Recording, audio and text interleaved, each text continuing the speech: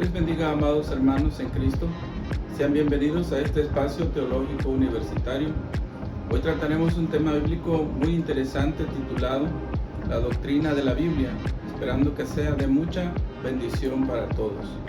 Iniciaremos definiendo el término doctrina. En términos prácticos es una enseñanza. Si es buena o mala, esto lo definirá la teología sobre la cual está basada.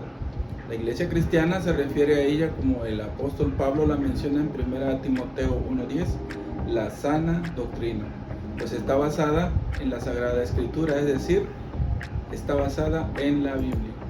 Es a través de la Biblia que Dios se revela al hombre y le revela su voluntad para que la obedezca y la pueda cumplir. Como apunta MacArthur, Dios se ha revelado a través de su creación, mostrando su sabiduría, poder, justicia, majestad como creador de todo lo que vemos y no vemos. Pero esto no le dice al hombre su condición espiritual delante de Dios y cómo puede relacionarse con Él. Por ello Dios se revela en forma especial a través de su santa palabra. ¿La palabra de Dios es confiable? Sí. Veamos por qué. Todo creyente debe recordar que la evidencia más fuerte de la autoridad de la Biblia es nuestro Señor y Redentor Jesucristo. Por ello, esta palabra es confiable. Las profecías del Antiguo Testamento que se cumplieron en Jesús, anunciando su nacimiento, su vida, su crucifixión y muerte, su resurrección, su ascensión a los cielos, todas se cumplieron y sin errores. Esto no es casualidad, pues es el cumplimiento de un plan perfecto diseñado desde antes de la fundación del mundo. La palabra de Dios es confiable para ser la autoridad suprema en toda iglesia de Jesús, porque la palabra es inspirada por Dios. Como apunta Heisler, ninguna parte de las escrituras sagradas reclama menos que la autoridad plena y completa. La inspiración bíblica es plenaria. Cuando Pablo escribió que toda escritura es inspirada por Dios, literalmente se traduce del griego como respirado por Dios, es decir, como si fuera exhalado por Él.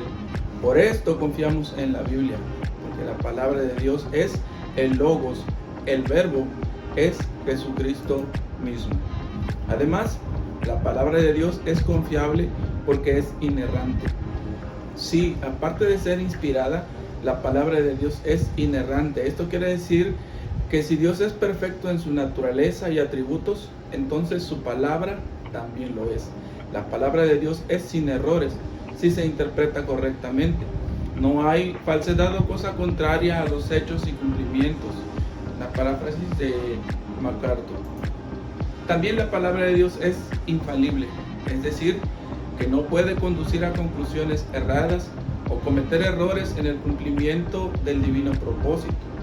La inerrancia e infalibilidad de la palabra siempre han ido ligadas. El artículo 11 de la Declaración de Chicago sobre la inerrancia bíblica de 1978 declara: afirmamos que la palabra de Dios, siendo impartida por inspiración divina, es absolutamente fidedigna, de modo que, lejos de confundirnos, es veraz y confiable en todas las cuestiones que trata. Ahora hablemos un poco de cómo está conformada la escritura o el canon bíblico. La palabra canon viene del latín canon, que significa ley eclesiástica, regla o doctrina, y del griego canon, que significa barra, línea recta, regla o estandarte. En la epístola a los Gálatas se encuentra en un uso figurativo como código o regla, que la letra dice: y a los que anden conforme a esta regla, paz y misericordia sea sobre ellos y sobre el Israel de Dios. El canon bíblico tiene su origen en la antigüedad judaica. Actualmente nuestras Biblias tienen 66 libros y está dividida principalmente en dos secciones: Antiguo Testamento y Nuevo Testamento. El Antiguo Testamento tiene 39 libros y el Nuevo Testamento tiene 27 libros. Hay libros que no fueron incluidos en el canon bíblico porque su origen es cuestionable. Entre ellos están los llamados pseudoepígrafos. Son textos de falsa atribución o autoría y contienen un sinfín de errores tanto históricos como doctrinales.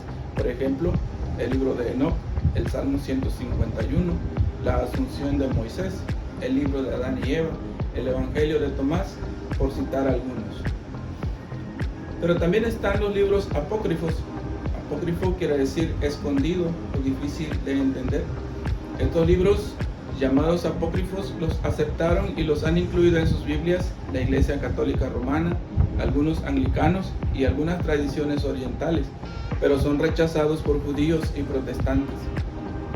Algunas razones por la cual no están estos libros apócrifos en la Biblia protestante son porque no son citados en el Nuevo Testamento como inspirados, porque el Concilio de Trento estaba más interesado en ser antiprotestante que bíblico, porque no hay evidencia de su uso universal en las iglesias antes del siglo IV, porque Jesucristo y sus apóstoles nunca citaron estos libros. Algunos de estos libros son Macabeos 1 y 2, Judith, Bel y el dragón, la oración de Manasés.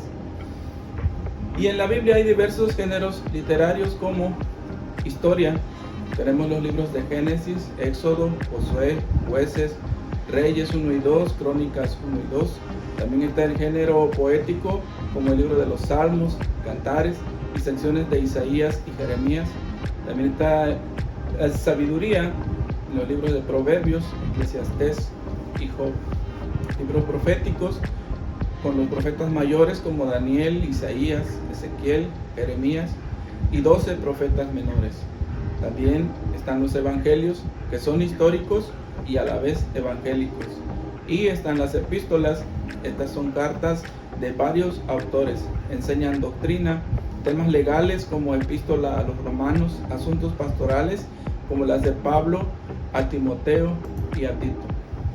Esta palabra, a pesar de tener diversos géneros literarios y ser escrita en un lapso de 1500 años en 3 continentes distintos, por aproximadamente 40 autores y en 3 idiomas, es asombroso que mantenga una unidad de tema. ¿Cómo es esto posible? Porque solo una mente omnisciente pudo inspirar a los escritores para así revelarse a la humanidad. Los temas más principales que podemos encontrar en ella son la revelación de un solo Dios vivo y verdadero, la promesa de un Salvador, el pecado en su relación con el mundo espiritual y material, el hombre y su interacción con Dios, el desarrollo de la gracia de Dios en la redención, el pueblo de Dios en las diferentes épocas, la creación del Todopoderoso, los ángeles y su interacción con Dios y los hombres, la consumación del plan divino.